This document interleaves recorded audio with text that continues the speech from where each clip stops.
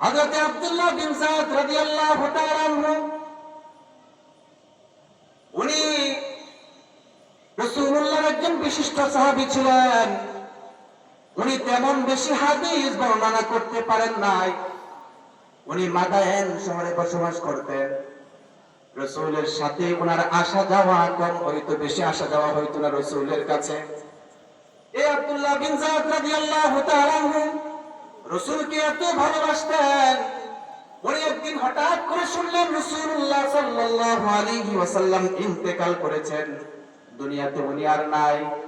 এই কথা যখন আব্দুল্লাহ ইবনে যায়েদ রাদিয়াল্লাহু তাআলা আনহু শুনলেন, সাথে সাথে চোখ বন্ধ করে কানের মধ্যে আঙ্গুল দিয়ে বললেন, আল্লাহ রাব্বুল আলামিনকে ডেকে বলতেছেন, ওগো আল্লাহ, আমি এই চোখ দিয়ে আমার হাবিবকে দেখেছি, এই কান দিয়ে আমি হাবিবের কথা শুনেছি। হাবিব যেহেতু এখন পৃথিবীতে নাই, হাবিবের পরে আমি এই চোখ দিয়ে আর কাউকে দেখতে চাই না। আমি এই কান দিয়ে হাবিবের কথা ছাড়া আর কারো কথা শুনতে চাই না। সুতরাং এক্ষুনি তুমি আমার চোখ বন্ধ করে দাও, আমার কান বধির করে দাও। কি মহব্বত ছিল! হাবিব মারা গেছে, এই চোখ দিয়ে আমি হাবিবকে দেখেছি, এই কান দিয়ে রাসূলের কথা শুনেছি। এখন যেহেতু উনি মারা গেছে, সুতরাং ওনার পরে এই চোখ দিয়ে আমি আর কাউকে দেখতে চাই না, এই কান দিয়ে আমি কারো কথা শুনতে চাই না। আল্লাহ, তুমি আমার চোখ অন্ধ করে দাও, আমার কান বধির করে দাও। ভাইরা আমার, রাসূলের মহব্বতে এই দোয়া করার সাথে সাথে আল্লাহ রাব্বুল আলামিন তার চোখ অন্ধ করে দিলেন, তার কান বধির করে দিলেন। যেহেতু রাসূলের মহব্বতে সে অন্তর থেকে দোয়াটা করছে, আল্লাহ তাআলা সাথে সাথে কবুল করে নিলেন। ভাবেন, স্বাভাবিকভাবে কারোর জন্য এই দোয়া করা সম্ভব? সম্ভব? ভিতরে যদি মহব্বত না থাকে, এমন দোয়া করা কোন মানুষের জন্য সম্ভব? এজন্য মুসলমান ভাইরা আমার, এক সাহাবী ছিলেন হযরত রাসূলুল্লাহ সাল্লাল্লাহু আলাইহি ওয়াসাল্লামের সিঙ্গা লাগাইতেন। সিঙ্গা বুঝেন তো? বর্তমানে যেটাকে হিজামা বলা হয়, হিজামা। সিঙ্গা লাগাইতেন। সিঙ্গার কিন্তু অনেক ফজিলত, অনেক উপকার আছে। রাসূল বলেন, আমি যখন মেরাজে যখন যাই, যেই ফেরেশতার কাছ দিয়ে আমি অতিক্রম করি, সেই ফেরেশতা আমাকে বলে, রাসূল আপনার উম্মতকে বলিয়েন সিঙ্গা লাগাইতে বলিয়েন। এত সিঙ্গার লাভ। কিন্তু আমরা তো কি করি, পায়ে হাতে ব্যথা আসলে আমরা কি করি, ব্যথার ট্যাবলেট খাই, সিঙ্গা লাগাই না কেউ। এই জন্য সিঙ্গা লাগাইবেন। যারা বুড়া বাবাজি যারা আছেন, হিজামা লাগাইবেন, দেখবেন যে ব্যথা কমে যাবে।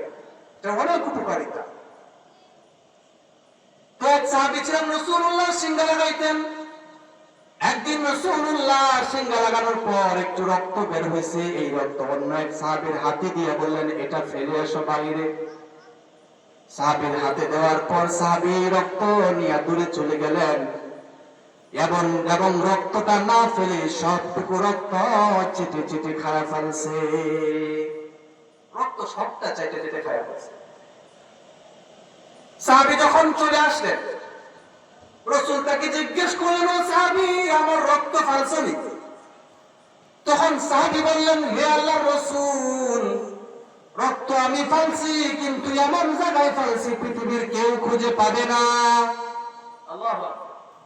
এমন জায়গায় ফেলছি পৃথিবীর কেউ সে রক্ত খুঁজে পাবে না।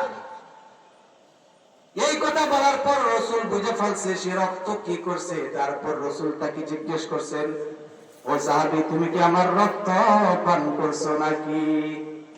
সাহাবী বললেন, ইয়া আল্লাহর রাসূল, আপনার রক্ত আমার হাতে দিয়েছেন, আপনার শরীরের পবিত্র রক্ত আমার হাত দ্বারা জমিনের মধ্যে পড়বে, এটা আমি সাহাবী বরদাস্ত করতে পারি নাই। এই জন্য আপনার শরীরের সবটুকু রক্ত আমি চেটে চেটে খায়া ফেলছি। সুবহানাল্লাহ, নামাজ পড়েছে নাকি? আসছেন যেহেতু এখানে করা ভাই, দেখবে ভাই, এখানে বসে বসে করেছে। সামনে যখন বড় বড় বক্তা আসবে, যদি মুখ বন্ধ করে বসে থাকেন, তাহলে তাদের ওয়াজ করার একটা কি লাগে, মুড লাগে, মুড অফ হয়ে যাবে, বুঝছেন? এই জন্য মাঝে মাঝে রাও শব্দ করুন, ঠিক আছে তো ইনশাআল্লাহ?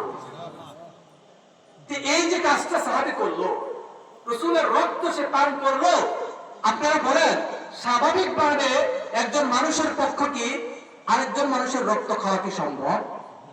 ভিতরে যদি মহব্বত আর ভালোবাসা না থাকে, স্বাভাবিকভাবে কি একজন মানুষ আরেকজনের রক্ত খেতে পারবে?